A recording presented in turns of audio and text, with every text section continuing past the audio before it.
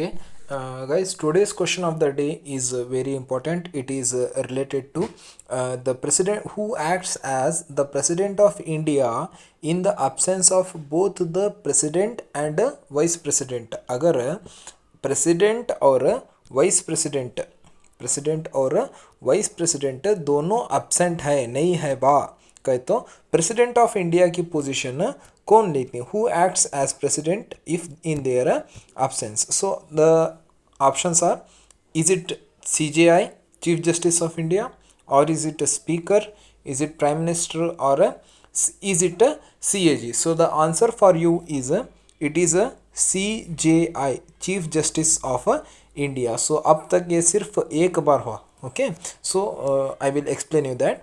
If both president and vice president offices are vacant, then Chief Justice of India acts as the president. Okay. In case if CJI is also absent, इन्हें भी नहीं है, then the senior most judge of the Supreme Court steps in.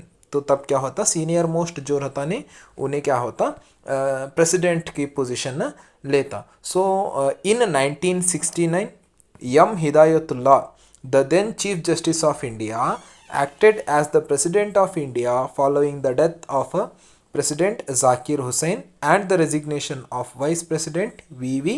Giri.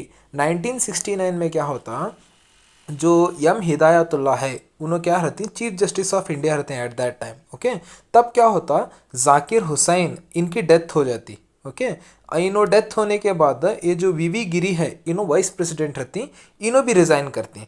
तो अब president भी नहीं है, vice president भी नहीं है, तो तब क्या होता, यम हिदायतुल्लाह इन्हों क्या रहती, तब चीफ जस्टिस ऑफ इंडिया रहती. तो इन्हों क्या करते, इनकी पोजीशन इन देयर एब्सेंस ही acts as the president of India. Okay, thank you.